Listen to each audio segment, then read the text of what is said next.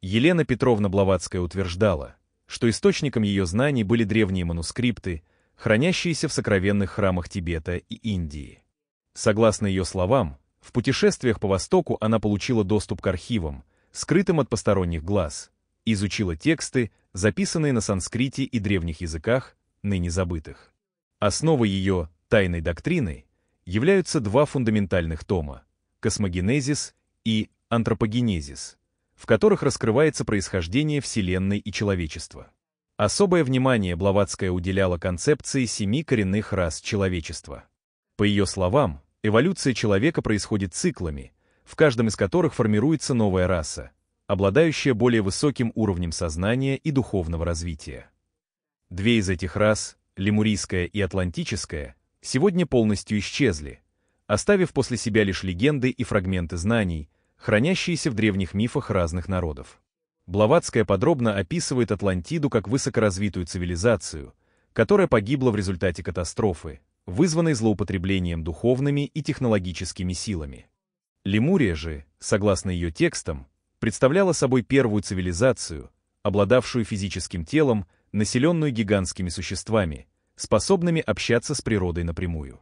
Эти расы, согласно учению Блаватской, являются ключевым элементом в понимании духовной эволюции всего человечества. Важнейшей частью передачи знаний для Блаватской были махатмы, таинственные учителя Востока, живущие вдали от людских глаз в скрытых местах Азии.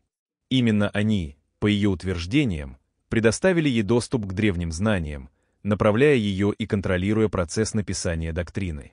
Она утверждала, что лишь немногие посвященные способны общаться с этими учителями, получая инструкции, которые потом становятся фундаментом для глубоких философских и мистических текстов. Одним из главных принципов ее учения является то, что вся Вселенная подчинена строгим циклам эволюции, которые называются манвантарами и пралаями.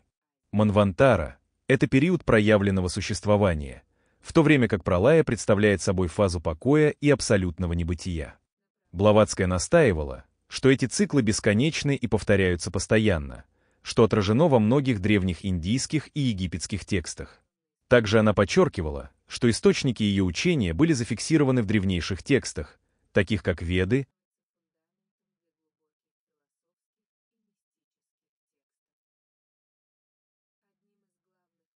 Пураны, книга Дзиан и даже древние египетские папирусы.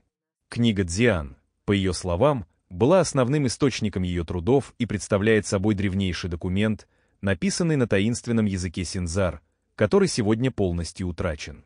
Блаватская была убеждена, что именно сохранение и передача этих текстов поможет человечеству избежать духовной деградации и найти путь к подлинному просветлению. Центральным элементом тайной доктрины является идея космогенезиса, описывающая происхождение Вселенной и ее структуру. Согласно Блаватской, Вселенная рождается из абсолюта, единого и бесконечного источника, который не имеет формы и находится за пределами человеческого понимания. Из абсолюта исходят духовные сущности, называемые Дхьяни-Буддами и Дхьяни-Чханами, которые становятся архитекторами мироздания. Антропогенезис же детально рассматривает происхождение и эволюцию человека, начиная с первых, духовных существ, лишенных физического тела, до современных форм человечества. Блаватская подчеркивает, что человек является не случайным творением, а закономерным результатом долгой духовной эволюции, проходящей через многочисленные стадии и трансформации. Согласно ее учению, физическое тело человека постепенно формировалось под влиянием космических и духовных сил, и его задача заключается в осознании собственной духовной природы и стремлении к высшему знанию. Одним из важнейших элементов доктрины является представление о карме и реинкарнации. Блаватская утверждает, что карма — это не просто наказание или награда за поступки, а сложный механизм духовного развития, регулирующий взаимоотношения между живыми существами и миром. Реинкарнация же рассматривается как необходимый инструмент для духовного совершенствования, позволяющий душе накапливать опыт и исправлять ошибки, совершенные в прошлых жизнях. Согласно ее убеждениям, осознание законов кармы и перевоплощения является ключом к духовному росту и освобождению от иллюзий материального мира.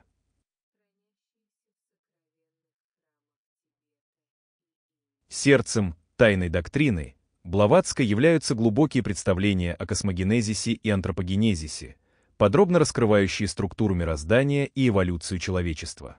Согласно ее учению, Вселенная является не просто пространством, наполненным материей и энергией, но живым, осознающим организмом, находящимся в постоянном движении и преобразовании. Изначально, говорит Блаватская, существовал лишь абсолютный дух или парабраман, нерожденный, бесконечный и непознаваемый источник всего существующего. От этого источника эманациями исходят духовные сущности, названные Дхьяни-Буддами и Дхьяни-Чханами, которые управляют космическими процессами. В доктрине подробно описаны 7 планов бытия, через которые проходит энергия Абсолюта, постепенно становясь материей и сознанием. Каждый из этих планов соответствует особому уровню сознания и материальности, от высших духовных сфер до грубой физической материи. Блаватская подчеркивает, что вся эволюция Вселенной происходит через закономерные циклы проявления и погружения в покой, манвантары и пралая. Во время манвантар Вселенная существует в проявленном состоянии, постепенно эволюционируя и усложняя свои формы, в то время как пралая является периодом абсолютного покоя и духовного обновления, когда все возвращается к исходному состоянию, сливаясь с абсолютом. Она упоминает, что такие циклы подробно отражены в древних индийских писаниях и космологических системах различных культур. Тайная доктрина утверждает, что человек, подобно Вселенной, также проходит свою собственную эволюцию через четко определенные стадии развития. Антропогенезис описывает возникновение и развитие человеческого сознания от тонких, духовных форм до современного физического тела. Согласно доктрине, первоначальные человеческие существа были астральными и эфирными, лишенными физического тела и половых различий, постепенно уплотняясь и приобретая все более материальные формы. Особое место в антропогенезисе занимает учение о 7 человеческих принципах, которые формируют человеческую природу: физическое тело, жизненную силу, астральное тело, желания и эмоции, мыслительный принцип, духовную мудрость и бессмертную искру. По словам Блаватской, осознание этих 7 принципов позволяет человеку глубже понять свою истинную природу и предназначение, а также преодолеть ограничения материального мира, приближаясь к духовному совершенству. Одной из фундаментальных концепций является идея о существовании 7 коренных рас человечества, каждая из которых проходит собственный цикл эволюции, формируя новые уровни сознания и цивилизации. Первые расы были чисто духовными и бесплотными существами, постепенно приобретая физические тела в ходе длительной эволюции. Современная, 5-я раса, арийская, по доктрине, проходит через этап максимальной материализации сознания и стоит на пороге перехода к духовной эволюции 6-й расы, характеризующейся раскрытием духовных и психических способностей. Важнейшим законом развития, описанным в тайной доктрине, является карма, которая управляет не только индивидуальными судьбами людей, но и целыми цивилизациями. Карма выступает как универсальный закон причины и следствия, регулирующий эволюцию души через реинкарнацию. Душа, по словам Блаватской, перевоплощается множество раз, постепенно накапливая опыт, исправляя прошлые ошибки и двигаясь к духовному совершенству и освобождению от цикла перерождений. Блаватская также подчеркивает идею двойственности человеческого сознания, заключенную в понятиях высшего и низшего манаса.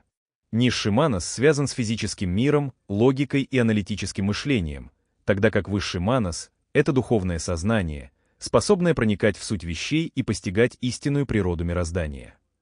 Достижение гармонии между ними является ключом к духовному просветлению и освобождению от иллюзий материального существования. Отдельное внимание уделено концепции Акаши, вселенской памяти, в которой хранятся записи обо всех событиях, произошедших во Вселенной.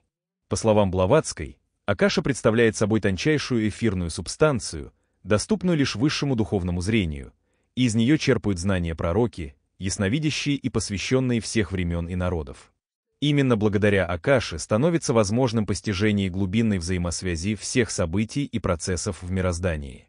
Таким образом, учение Блаватской раскрывает перед нами грандиозную картину мироздания, в которой каждое существо, каждый человек и вся Вселенная неразрывно связаны между собой. Через осознание и принятие этих знаний человек получает возможность выйти за пределы привычного восприятия и приблизиться к глубокому пониманию своего духовного предназначения и смысла жизни, открывая дверь в мир бесконечного развития и просветления. Когда в 1888 году Елена Блаватская опубликовала «Тайную доктрину», она не просто представила новый философский трактат, она бросила вызов всей парадигме восприятия мира. Это учение не подчинялось ни религиозным догмам, ни научному скепсису, ни политической целесообразности. Оно было вне системы, и именно поэтому система отреагировала на него так жестко. Заговор молчания, который окружает доктрину, это не выдумка и не теория заговора, а подтвержденный культурный и институциональный факт, проявляющийся во множестве форм, от прямой цензуры до тонкой маргинализации. Первый уровень сопротивления был очевиден – это религии. Блаватская утверждала, что все мировые учения происходят из одного эзотерического источника, и что их истинное значение утеряно или искажено в угоду институциональной власти. Она раскрывала внутренний смысл библейских, индуистских, буддийских, исламских и даже языческих текстов, показывая, как одна и та же мудрость отражается в разных символах. Это лишало церковь ее главного инструмента – авторитета. Поэтому реакция религиозных структур была молниеносной, от анафем до клеветы, от изъятия книг до полного умолчания. Следом за религией отреагировала и наука. Конец XIX века – это время торжества материализма, когда духовное и метафизическое вытеснялись как неподтвержденные фантазии. Но «Тайная доктрина» говорила об энергии до материи, о сознании как первооснове, о многомерной реальности задолго до появления квантовой физики. Она предлагала модель Вселенной, в которой не было хаоса и случайности, а каждый процесс имел духовную цель. Современным ученым не хватало языка, чтобы это осмыслить, и проще всего было назвать ее лгуньей. И этот ярлык к ней приклеили на десятилетия. Однако заговор молчания не ограничился идеологическим давлением. Уже при жизни Блаватской за ней следили спецслужбы Британской империи, а также российские и индийские агенты. Ее переписка перехватывалась, рукописи пропадали, круг общения постоянно подвергался проверкам. После ее смерти целые фрагменты доктрины были изъяты или уничтожены. Учеников, сохранивших материалы, преследовали и заставляли молчать. В СССР теософия была официально запрещена, а книги Блаватской изымались из библиотек и списывались как идеологически вредные. Примечательно, что даже при всем этом сопротивлении элементы доктрины начали проникать в культуру. Это происходило скрытно. Архитекторы включали эзотерические символы в оформление зданий. Композиторы, такие как Скрябин, писали музыку, вдохновленную ее вибрационной моделью Вселенной. Писатели, включая Булгакова, обращались к идеям реинкарнации, духовного зрения и иерархии невидимых миров. Все это делалось тонко, в метафорах, через образы, потому что открыто цитировать ее было небезопасно. Заговор молчания работает и в академической среде. Философские факультеты университетов почти не упоминают имя Блаватской. Научные статьи о ее влиянии на Карла Юнга или о перекличке с теорией торсионных полей крайне редки и публикуются на периферии. Несмотря на то, что такие авторы, как Фритьёф Капра и Руперт Шелдрейк, частично опираются на идеи, близкие к теософии, имя Блаватской из их трудов как будто исчезает. Сложность ее языка, обилие символизма и глубокая система понятий делают изучение доктрины настоящим вызовом. Это требует не только интеллекта, но и готовности разрушать собственные убеждения. Новая эпоха цифровизации могла бы стать временем возвращения доктрины, но здесь работает другой механизм – информационное затопление. Современный человек перегружен, бесконечные статьи, видео, клипы, курсы. В этом шуме глубинное знание тонет. Книги Блаватской редко рекомендуются алгоритмами, и если появляются, то в неполных, упрощенных или искаженных версиях. Легко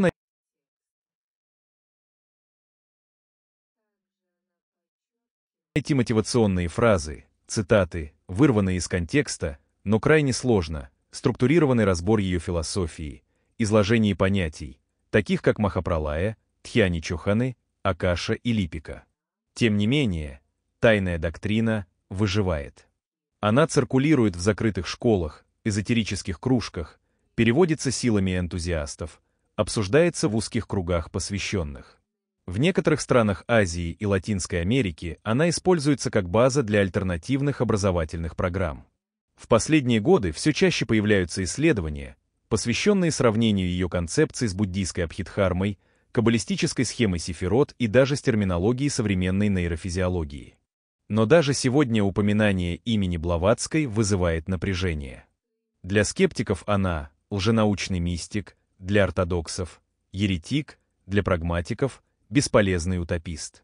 И все же ее идеи продолжают вдохновлять тех, кто чувствует, что за завесой мира есть нечто большее. Потому что в глубине души каждый человек знает, знания, содержащиеся в тайной доктрине, не просто информация. Это напоминание. Это память. Заговор молчания — это не молчание в буквальном смысле. Это выбор — не слышать. Это внутренний страх перед знанием, которое требует изменений. Это сопротивление всему, что выводит сознание за пределы комфорта.